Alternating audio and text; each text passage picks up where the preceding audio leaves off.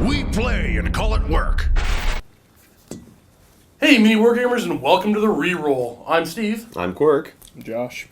As you notice, Leland is not here today. He is off, but we were having a discussion earlier in the back offices about what we do differently playing our games on camera and how we make our lists for camera. So we decided to walk into the studio and start recording a Reroll. So, Qurik, why don't you explain Absolutely. how it started? For starters, I've been an employee here the least amount of time, so I probably have the most fresh memory for this. But one thing that I've definitely noticed is that I should probably do this. One thing that I've definitely noticed is that I definitely play a lot different than what I normally would when I'm on camera. I like to try and play... I don't want to try and fix the game, but I try and play it so that something a little bit more cinematic would happen, something a little bit more interesting would happen sometimes.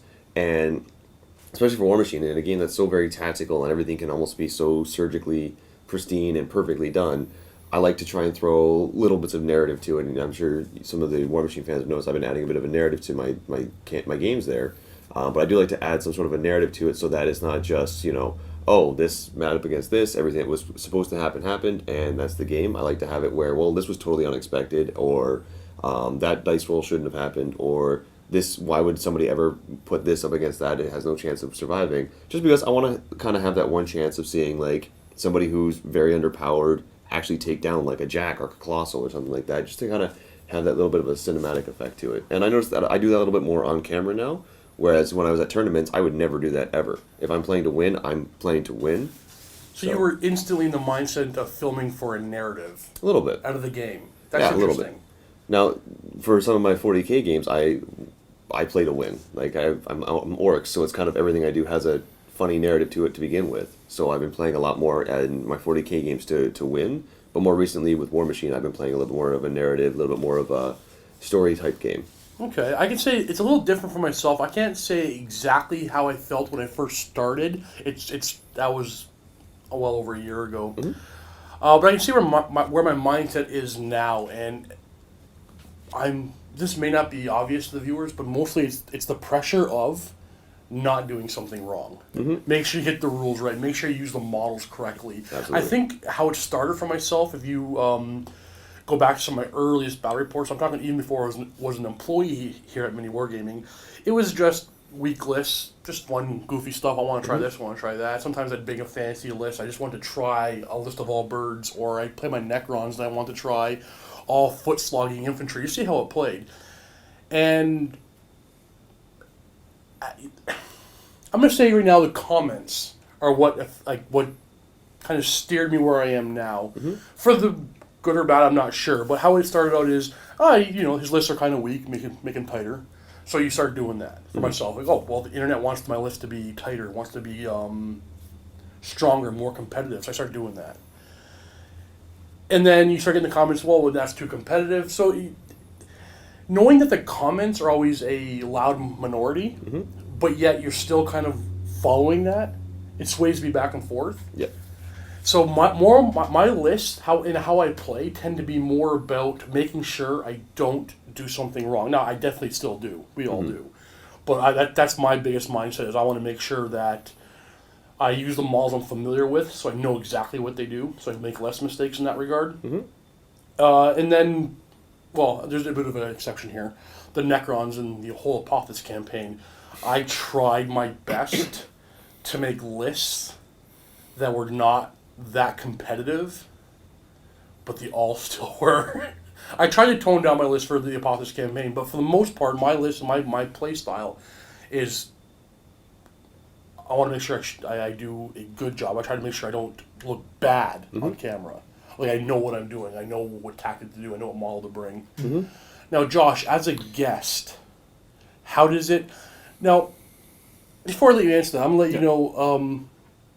free reign to say anything you want about me, because Josh and I have played a bunch of games before I started recording for MiniWarGaming, and there's a definite difference in playing me off the clock or off camera as opposed to on camera.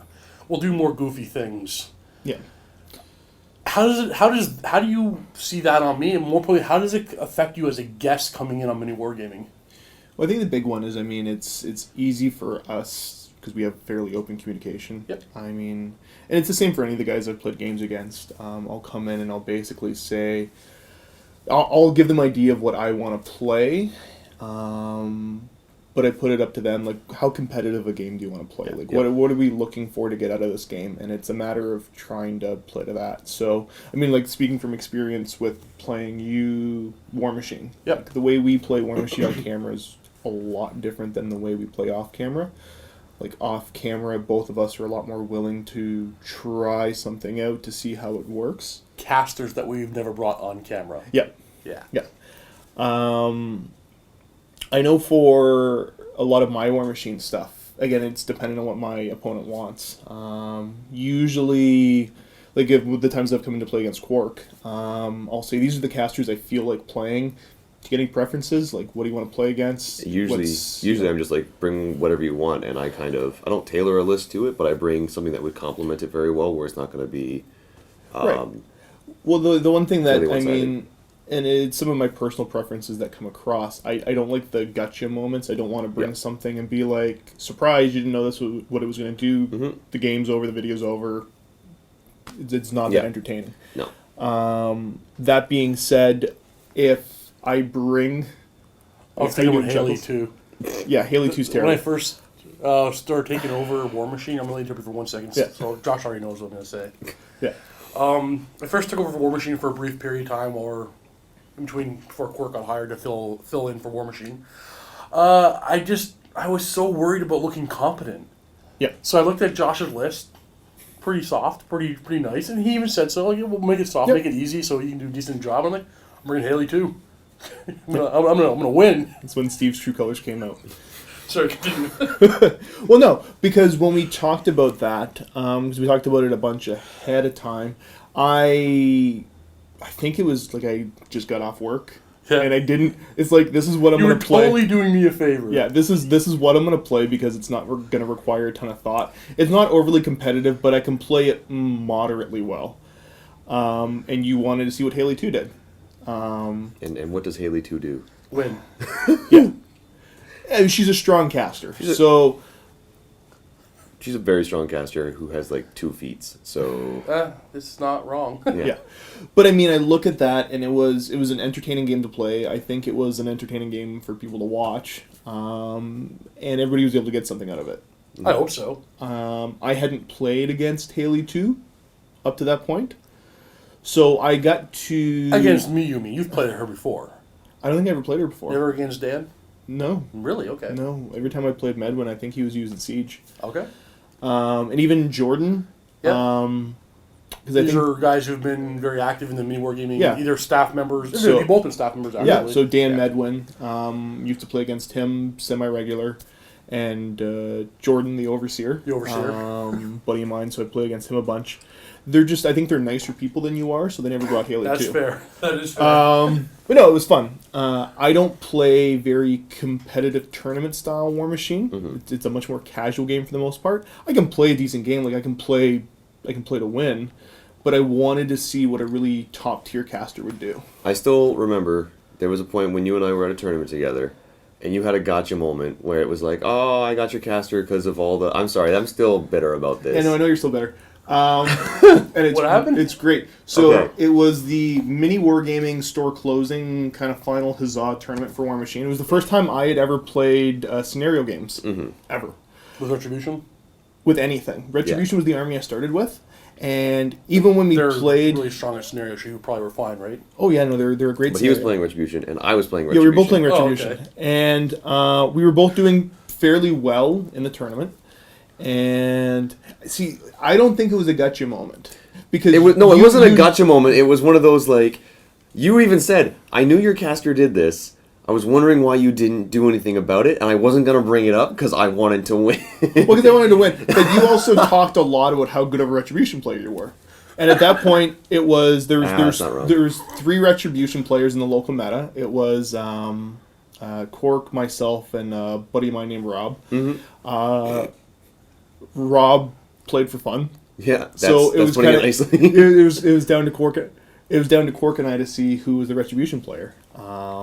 I had Kalissa. Thank you. I had Kalissa, and you had Ron. Yeah. And basically, I had my caster hidden like behind a wall, totally fine. I had a jack like right next to it, and he had his caster there. And it was basically like if he ends his turn without assassinating me, I win. Yep. And I'm like, there's no way you were winning on scenario. Yeah. And there's no way for me to stop I'm like, it. there's no way for him to get me. I'm totally fine. So he goes, okay, I'm gonna have the battle mages try and hit your caster on Ron's feet so they can boost it. Gets the hit, pulls me up a little bit. Gets the hit again, pulls me up a little bit. Does it like 5 times and pulls me right out of my cover, pretty much within charge range of all his jacks. Afterwards, he killed my caster. I'm like, oh, that was a good game. I can't believe I didn't even think of that. That was really well done. No. Look at the back of the caster's card, and I'm like, I totally forgot that whenever I get targeted or anything in my battle gets targeted by a spell, I can activate a jack. Activate a jack, okay. So it was you can make a move and a regular attack. And I had a it's jack. an ability called Witch Hound. Thank you. And I had a jack right next to my caster who I could have just put in front of my caster so you couldn't pull me anymore. Yep. So it leads into an interesting point, because one thing is I like to see well thought out games. Like I don't like to see rules mistakes. I like to see tactical mistakes. Yeah. I enjoy the human element of the game. I think it's important in watching anything that's competitive. Yeah. It's really, not to say it's bad, but it's kind of upsetting when you have two people who are very tactically sound, don't make very many mistakes, and it comes down to just a bad dice roll is the reason why someone won. That's a little bit upsetting. It's very boring. Nice. It is a little boring. It's nicer to see actually like two forces go together. You can see which one's better or which one had the tactical advantage. Yeah. Those are the exact type of mistakes I'm terrified to make. Now, you just said rules mistakes or player error. How do you view that one?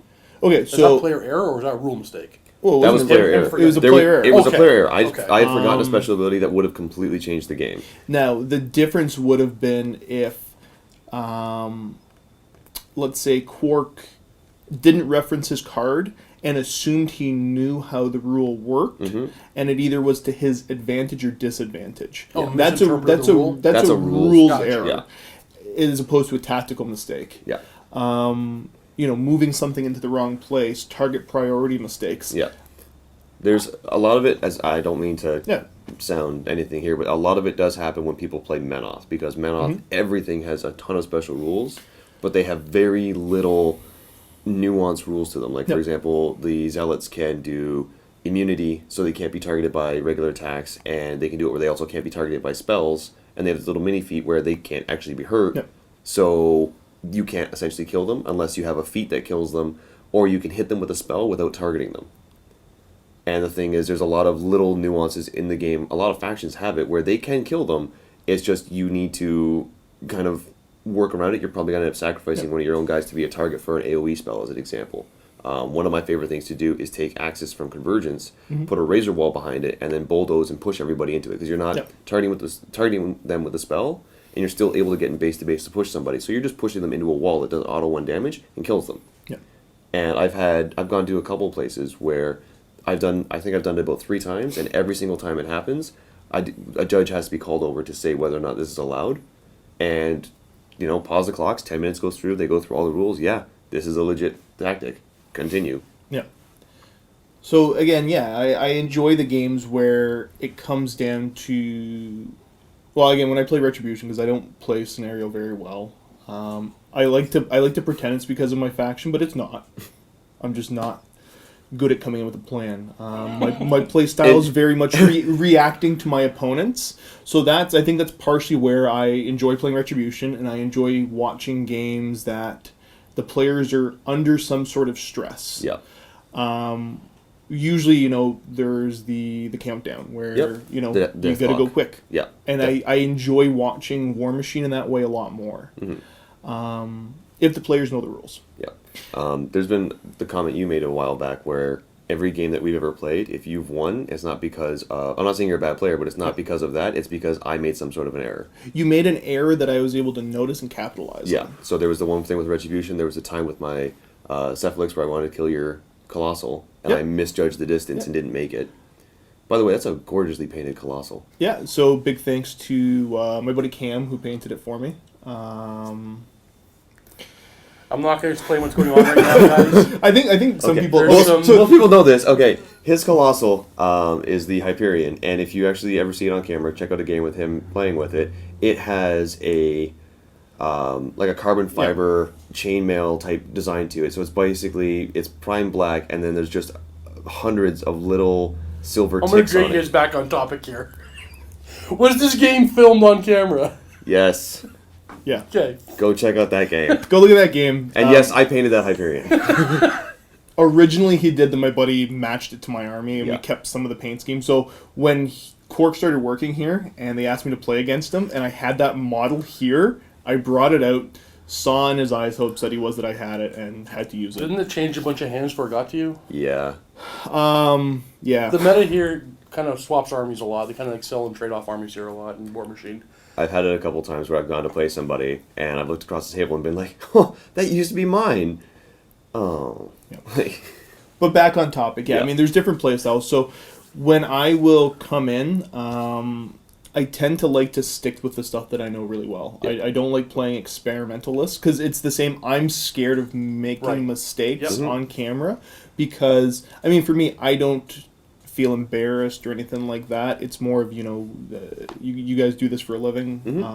I don't want to mess with your mojo. And on that topic there, I think a lot of the guests that do come in kind of get that little, not so much fear, but just they don't want to make a mistake because they've seen how it happens on other people who come in when they make a mistake. The comments come in saying, oh, you made that error, you made this error, you made that error. Yep. And nobody really wants that. So they're very cautious when they're playing the game. They're Which very is unfortunate, check and but- recheck the rules. So it's a little bit unfortunate because people are coming in, they want to have fun. So we do accommodate as much as we can to make sure they have fun. Not to say that I don't have fun working at MiniWarGaming, because I do. Oh, yeah. This is amazing. Absolutely. But, I mean, I tend to have more fun in the game where it's after 5 and the camera's not on and Yep. we're just doing goofy things. Sometimes you'll do a move that's not technically the right thing, but it just annoys your opponent. You can't do that on camera because that won't come across. Yep. Just annoy your opponent. Or sometimes I've had a couple of times, I've had games where there was a problem with the camera about halfway through with a guest. And you're on turn 4, it's like 40k. It's like, we can start a new game because I can't actually upload this, it's all scrapped. Or we just, pull the camera aside and finish the game and have fun. And those are the most fun games. Just off camera, where you get to do the goofy things. You don't got to worry about making sure everything is as accurate as you can make it. There's no pressure. Yeah. Well, it's a lot less stress. I mean, I remember the first set of videos I ever did for MiniWarGaming was before both you guys worked here, and it was the first War Machine League. It was organized by one of the local players and Matt, I believe, and I got asked to come out to play. And I remember coming out the first time because I used to play a lot more War Machine then, so I was fairly confident in my abilities, and I fell apart on camera. Yeah. I had no idea what I was doing. I was so just stressed and I don't even know why I was stressed. I was just nervous about making mistakes. So things that, normally I would just do, because who cares if I win or lose? Well, I mean, this is for prizes, and this is on camera. People are going to scrutinize it. And People are going to scrutinize it, and everybody else in the league said the same thing. So I look at... It's easy for me to sit and watch these guys' videos and look at tactical errors and rule mistakes and all that. And when I'm playing, I do it worse than any of these guys do. It's a whole different idea. It's this new level of stress that I really enjoy because I don't want to play a technically perfect game. Yeah. So the stress of being on camera makes the game a little bit more fun for me. I have noticed, just on a personal note, that when the camera's on, you talk like this, and You do. and as soon as the camera's off, it's just like This that guy's was got great. a big, boisterous voice, but even now, he's not talking He's like the like- Josh I know. I don't know He's what you guys very- are talking about. He's very just soft calm. spoken. I am very well spoken, and Yeah. We were filming Articulate yesterday, and stuff. and honestly, I'm just like, okay, and Josh, what are you gonna do? I'm just gonna move this beep beep. Yeah, so I totally moved that over there. Is that cool? I'm gonna get you. and then the real voice comes out. And we all start yelling at him. Why can't you talk like that on camera? Just talk. Because I think on camera I speak from up here, and when I'm off camera I speak from down here. Well, the thing is- boisterous. So this is closer to what my actual voice is like. Like Closer, yes. You're getting there. He's still holding I'm back. still Hold back a holding little back. bit. But yeah, I'm a loud person, Yeah. and I'm a little bit more rude than. Now, we can say this too. We can't say this to most of our guests. I mean, when you come and do a battle report with me, there's a couple things I do before I even turn the camera on. Watch your language. Yep. Talk as much as you want. Be yourself. Joke around. I'm probably going to cut you off the camera because I don't know when you're going to talk. I'll try not to cut you off when you're talking. Stuff like that. And A lot of people are okay with it. And there are some who will joke around the room with you, and you have a good time in the room. The second the camera goes on, he's going to move over here. Yeah. And this guy will move over here. I'll always repeat everything they say. Yeah. So, and I think that's not even shy. anything. It's camera shy. It certainly does happen. I think I lapsed back into, it's not what I do now for a living, but I used to teach kids swimming lessons. I was a swimming instructor for 8 years. So the soft-spokenness was the way I would talk to not terrify children. And that was also, that was the personality that didn't say inappropriate things. Okay. Can we go to a tournament and you just play with that tone of voice? Just be like, and now he's going to move over. All right, little buddy. And Ron's going to just move over here. Is this okay? This is See, okay, right? Yeah, personally, Ron's move right here. That would annoy me. I couldn't. If you talk like that the whole time, I'd be annoyed. Plus, there'd be no fun in the room. No. Like, yeah. I think what our viewers miss they miss something that's, I think, a lot of fun. If there was a camera in the top corner of the room, just right there, and doing because every game takes, say, 40K, for example, or 40K takes about 4 hours to film. Yeah. If that camera was sitting up in that corner recording the room for 4 hours, that would be you get a whole new perspective. It's a completely different thing. You wouldn't see anything that's going on the board, but you'd see everybody in the room kind of interacting. Well, and again, so that can lead into the discussion of why are you playing? Why do you play? Well, I play for. I mean, again, I play because I want to win, but I play for the social interaction. I play to hang out with buddies of mine and waste some time. Yeah. So I tend to be a lot less serious in those kind of circumstances. Like I remember one of the games we played. It was your Signar versus my Retribution, and he forgot to run his caster up to a wall. And I didn't let him take it back because I was being a jerk. Because I'm known to be a jerk. It's okay because you were being a jerk, not to be a jerk because you were trying to get under my skin because that's what we do to each other. We try to get. Well, at this point, it was when you were practicing to play a tighter War Machine game. So it's like, no, I'm not going to let you take it back. Yep. The other thing is that I pointed out the fact that even though he made that mistake, I didn't have anything that was going to be in range to shoot him on my turn, so it didn't affect him. And so there was some funny back and forth discussion for a while. When it became my turn, I may have forgotten to run my caster up to the wall. 30 seconds after that argument was over. Yeah. And again, there was words exchanged. My point in that was, you're going to shoot me off the table with gun mages if I don't run. We should have read. So in this you just see his process, and he's like, Do you understand? We were almost not friends after that day. Yeah, it's a very thin line. Like either our friendship gets stronger through the abuse. Exactly. We're gonna get to the point where somebody's gonna get hurt. Yep. But yeah, there's a lot of little things that that are kind of missed. The first game you and I played of War Machine, I thought you were gonna hurt me. When I broke your jack with a regular drudge, I thought I was so upset. I was like, he's gonna kill me. No, I would never. But no, it was a little different with you because when we were playing our game, you were essentially being interviewed that morning. Mm-hmm. So you didn't get I didn't have the same experience I get with you than I have with most of the guests that come in. Most of the guests, and I mean this, literally most of the guests we get along with very, very, very well. We're in these rooms, we're joking around and having a great time. Camera goes off, kind of gets a lot more quieter, and we do the work and move on.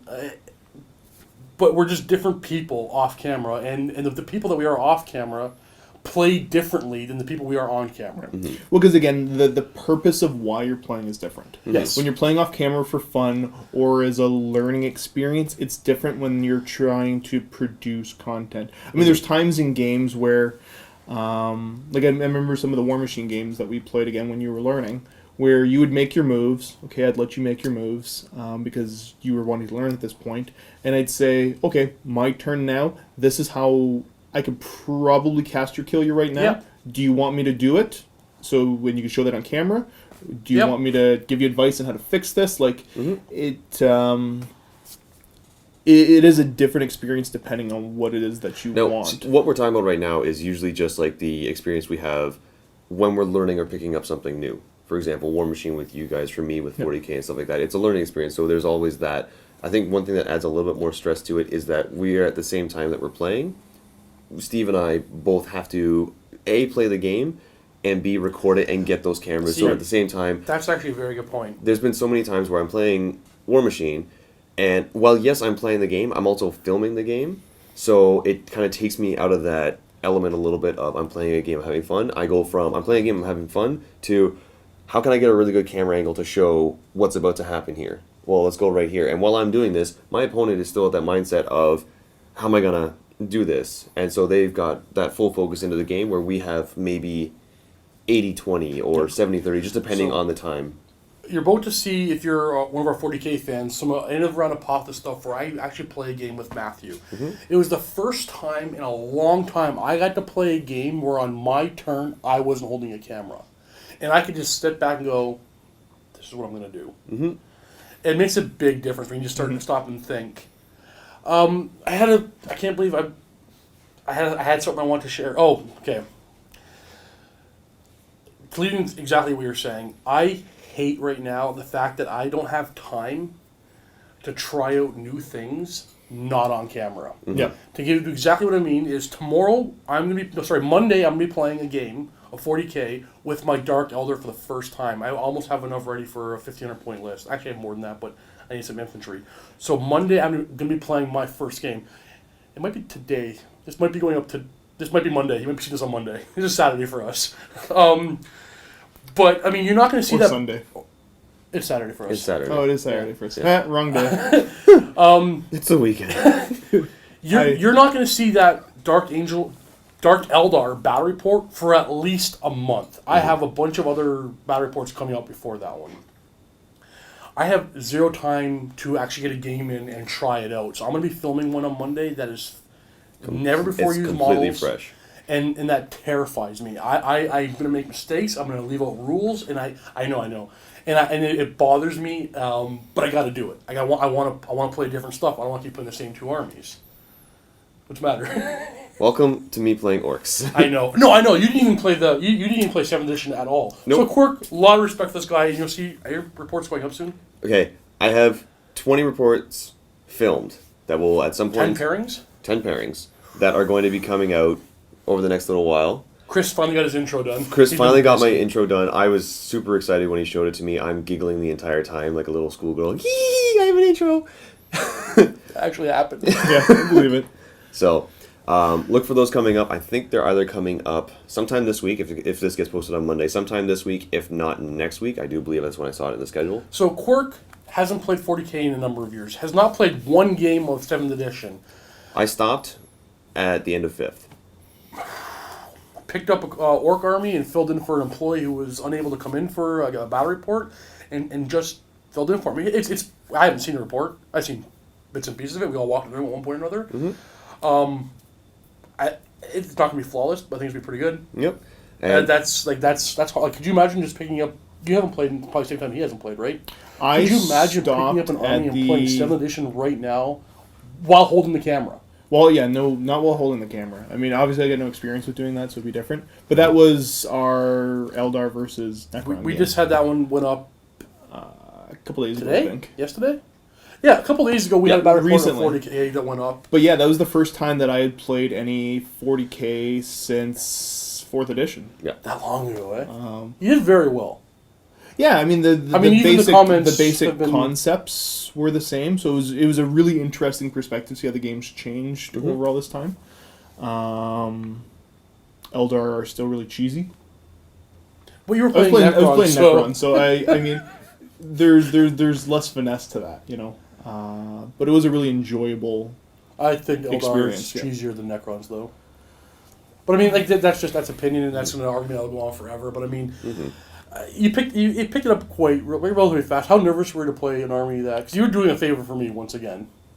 Well, there was, for whatever reason, I was less nervous because model placement, like the facing, didn't affect it that As a much. it drives me player. drives me insane as orcs. I'm just like, okay, I have 100 boys.